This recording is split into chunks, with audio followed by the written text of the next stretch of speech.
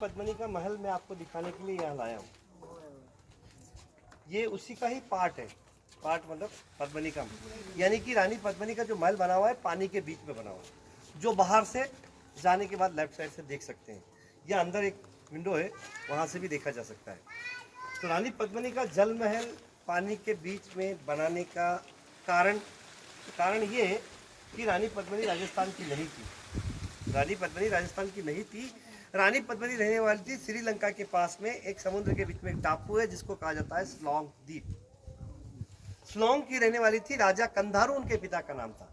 अब उन्हीं रानी पद्मिनी के लिए उस जमाने में स्वयंवर, समझते थे? 1 मिनट मेरा रिक्वेस्ट है, आप दोबारा दोहराइए ये चीज। मैं थोड़ा सा रिकॉर्ड कर रहा हूँ मैं, इसलिए वो उनसे ले लेना। चालू है उनका कैमरा, पिछली नाकी जैसे तमारो कैमरा चालू है। चालू है तो ये वो ग्रुप में डाल देंगे ना साहब। चालू कर देता हूँ। चलो ना, 2 मिनट लगेगा। अच्छा, ओके, नो प्रॉब्लम। तो रानी पद्मिनी का जल महल पानी के बीच में बना हुआ है, एक छोटा सा महल जो कि सिर्फ गर्मी के 4 महीनों के लिए बनाया गया था। कारण मैंने आपके सामने रखा है कि रानी पद्मिनी राजस्थान की नहीं थी। रानी पद्मिनी रहने वाली थी श्रीलंका के पास में, एक समुद्र के बीच में टापू जिसको कहा जाता है स्लोंग द्वीप। स्लोंग की रहने वाली राजा कंधारू, थोड़ा सा रास्ता छोड़ देना, क्योंकि थोड़ा सा छोड़ देना आप इधर आ जाओ। तो स्लोंग द्वीप की रहने वाली राजा कंधारू उनके पिता का नाम था। अब उन्हीं के लिए उस जमाने में स्वयंवर, समझते हैं स्वयंवर में? स्वयंवर हुआ और स्वयंवर के अंदर हमारे चित्तौड़ के राणा रतन सिंह रानी पद्मिनी को स्वयंवर में जीत के लाए। अब लाने के बाद चित्तौड़गढ़ की पटरानी बनाई। अब आप जानते हो कि राजस्थान में गर्मी कितनी होती है। इतनी गर्मी होती है कि यहाँ का आम आदमी यहाँ की गर्मी बर्दाश्त नहीं कर सकता, तो समुद्र के बीच में रहने वाला यहाँ की गर्मी कैसे बर्दाश्त करेगा? इसलिए गर्मी के 4 महीनों के लिए महल बनाया गया था। आने जाने के लिए मैं आपको एक रास्ता दिखाऊंगा, क्योंकि वहाँ तो हर जगह तो छाया नहीं मिलेगी, इसलिए मैंने आपको यहाँ खड़ा किया है। देख रहे हैं आप धूप कितनी तेज है, तो वहाँ छाया नहीं है, मैं आपके साथ में रहूँगा।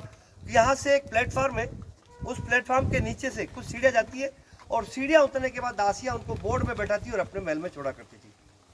ये तो हुई यहाँ की एक छोटी सी बात, बट मैं आपको यहाँ इतनी सी छोटी बात बताने के लिए ले आया हूँ। अगर आप लोगों ने सुना हो, पढ़ा हो कि अलाउद्दीन खिलजी ने रानी पद्मिनी को आईने में दिखाया गया था, ये वही जगह। हुआ क्या था, कारण क्या रहा कि जब अलाउद्दीन खिलजी जो कि 1296 के अंदर दिल्ली के तख्त पर बैठता है, सिकंदर शाहनी होता है, उसको जब रानी पद्मिनी के बारे में जानकारी मिलती है कि चित्तौड़ के अंदर बहुत सुंदर रानी है, उसी की सुंदरता को सुन करके दिल्ली से लेकर चित्तौड़ तक विजय यात्रा निकालता है। अब रास्ते के अंदर कई छोटे बड़े किले आते हैं, उनके ऊपर अपना कब्जा करता है और जैसे जैसे चित्तौड़ के नजदीक पहुंचता है उसका पावर, उसकी ताकत बढ़ जाती है।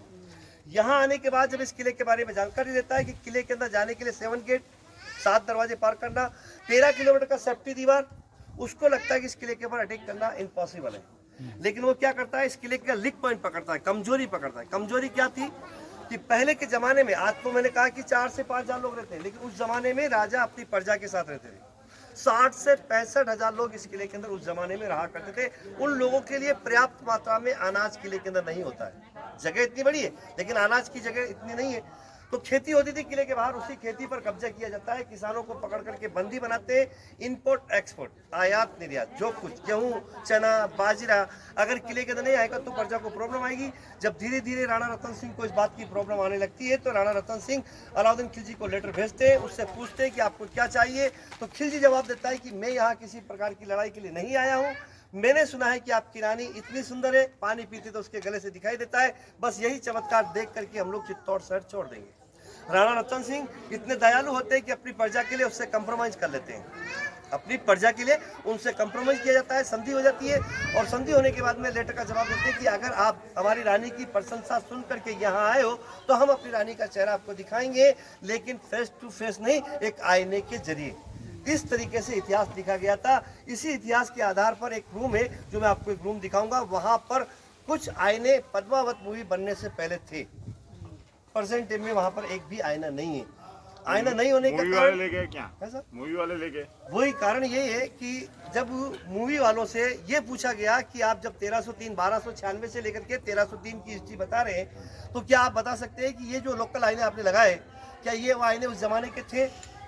यही कारण रहा कि उनको कंडी सेना द्वारा आर्कोलॉजी को उन आयनों को हटाना पड़ा। लोकेशन डायरेक्शन में आपको समझा सकता हूँ, सिर्फ दिखा नहीं सकता हूँ, है ना सर। तो जो मैं आपको रूम दिखाऊंगा उस रूम में 4 आईने थे सर। यहाँ से अंदर जाएंगे, ये दासियों की रूम है, अंदर जाएंगे, गोल आकार का रूम है, उसी गोल आकार के रूम के अंदर गेट है, उसी गेट पर एक आईना, एक राइट, एक लेफ्ट, एक बैक साइड, यानी कि इस रूम में 4 आईने लगाए। चारों आईनों को दीवार पे लगाने के बाद 45 डिग्री झुका दिया। झुकाने के बाद अलाउद्दीन खिलजी को उस रूम के सेंटर में खड़ा कर दिया, गेट के सामने। अब जो गेट के ऊपर आईना था, उसी आईने के ठीक ऑपोजिट रानी पद्मिनी का महल बना हुआ है पानी के अंदर। पानी के जब महल देखोगे आप लोग, उसके अंदर गेट है, गेट के बाहर पानी के नजदीक जो सीढ़ियां हैं, उन्हीं सीढ़ियों पर रानी पद्मिनी को बिठा दिया। यानी कि रूम सेट सेंटर से अगर गेट के ऊपर लगे आईने के अंदर देखते हैं तो हमको वो स्टेप दिखाई देंगे जहां पर रानी पद्मिनी को बिठाया गया। बट हम लोग वहां जाने के बाद सोचे, यहाँ से अलाउद्दीन खिलजी ने रानी पद्मिनी को आईने में देखा, तो क्यों नहीं इसी एंगल से वो बैक मुड़ जाता और विंडो के जरिए अगर आप लोग डीप में देखने की कोशिश करोगे तो आपको रानी पद्मिनी की जगह नहीं, रानी पद्मिनी के हेड के ऊपर का हिस्सा दिखाई देगा। इस तरीके से कहा जाता है कि अलाउद्दीन खिलजी ने आईने देखा।